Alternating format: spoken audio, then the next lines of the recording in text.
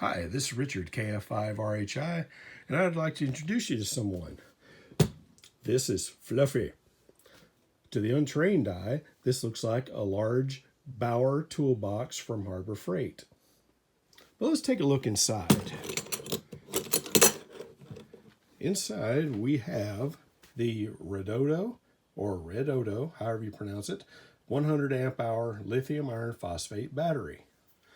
We're also going to put in this side, we're going to put the charger along with an access plug on the outside so we can just plug in one extension cord and charge up the battery. We're going to put on this side what are we going to put on here? Oh, we're going to put in here probably a 1500 watt or maybe bigger pure sine wave inverter also with a port on the outside so I can feed my laptop. The front, you can already see I've done some cutting on. This is going to be the battery monitor when Amazon sends me the one I ordered instead of something off the shelf. We're going to take care of that probably in the next day or two.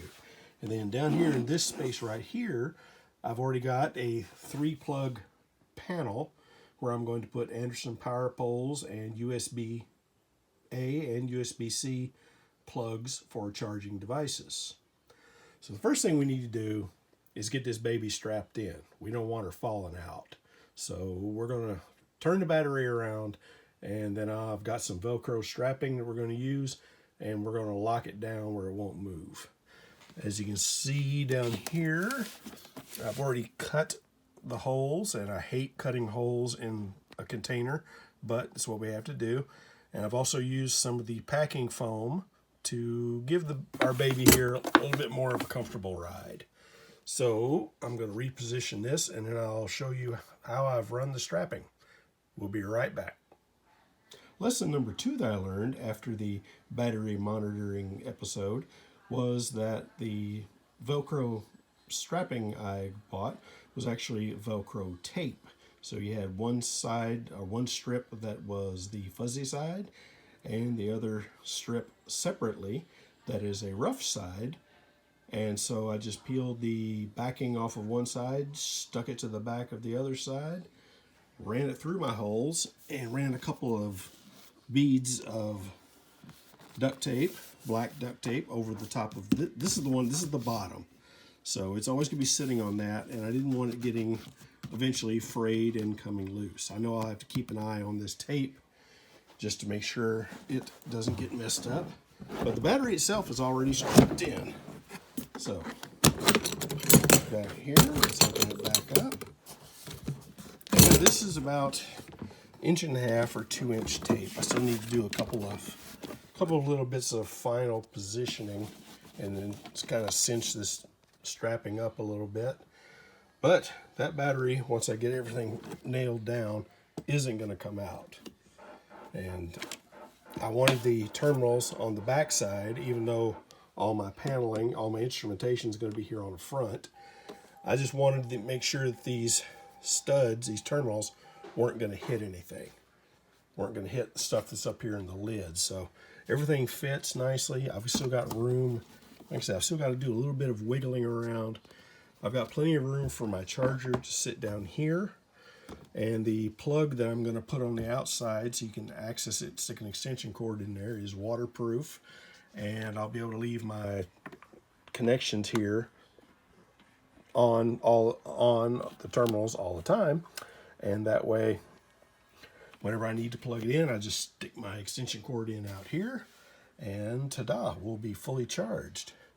So next thing we're going to move on to is I'm either going to do the battery monitoring, or a little further down, I'm going to put in my instrument panel. We're going to hold off on the back side here with the full sine wave inverter because I don't have it yet. By the time you're watching this video, hopefully that will have fixed itself. So let's move on to the next scene in our little act. It's probably going to be putting in those instrument panels. Stand by. Okay, now that we've got our battery mounted in, next thing we're going to do is drill the holes for this switch panel full of Anderson power poles, some USB quick connects, And I think it's also another USB and a USB-C. I think I may switch one of these out later with power poles. You see, I've already got the hole for the switch cut since it's kind of ugly and I can't get my circles to line up without it. So it doesn't have to be pretty since most of it's going to be covered up with the switch plate. So I'll drill the holes here in just a second, and they're standard 1 1/8 inch holes. So if they're a little bit bigger, then they'll just be covered up by the switch plate. Give me just a minute and we'll get the equipment set up and get those holes drilled. Okay, as you can see, we've got the holes drilled and the plate put on. Everything's snugged down. And yes, I know it's a little bit off center, but hey, we'll call that rustic. Now I've just got to put in panels, or the plugs for here and here. This, excuse me, phone messed up. This is going to be the one where the power plugs are, so I'm going to hold off on plugging that one in. So I don't want to mess anything up. I'll have to wire those separately. So give me a minute and we'll start getting those plugs put in. And here are the plates successfully installed.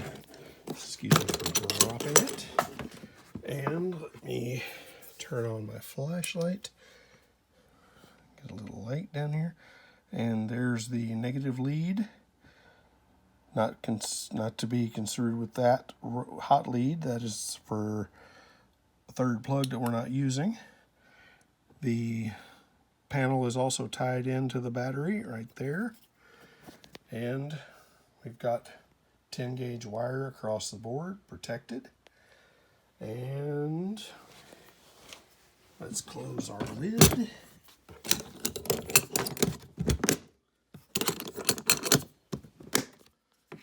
And lean our puppy back. Okay, here we go. Ta-da, switch is coming on. 13.7 volts, excellent. Excellent, that's what we want to see. Now, I'm gonna move on to our next part of our project here in a little bit. And show you, I've already done a little bit of the rough end work. We're going to put in the charger for the battery. I've already cut the holes in the bottom again and Velcro strapped the charge controller down. And earlier today I received my plugs that are going to go outside the box. I'm going to chop these off and put lugs on here so it can stay connected all the time. And we'll have our external plug so we can plug in an extension cord into the unit and keep it charged up when it needs to. Give me just a minute and we'll start getting things rolling with that. Okay, we've jumped ahead a little bit. I have installed the port for the charger for the 100 amp hour battery. And as you hear, it just shut off and there it's green. So we're good to go. The device is fully charged. I've also finally got the right voltage of the battery monitor added to it. And as you can see, it's working fine now. And also, thanks to my wife for using her Cricut machine to print out my call sign in glow-in-the-dark material. So, next thing we're going to do is we're going to clean up this rat's nest of wires. I'm also going to put ring terminals on the power leads for the battery charger. I'm going to replace these here with ring terminals and leave them permanently mounted. I've also got a fuse box I'm going to put in. I haven't really decided where yet. I may mount it there, or I may mount it somewhere else. I haven't really decided yet, but that'll happen when we clean up the rat's nest of wiring. So give me just a second and we'll get started on that. All right, here's the last part of the operation. We're going to put in a fuse box, and that should have been the first thing, but we're not going to talk about that right now.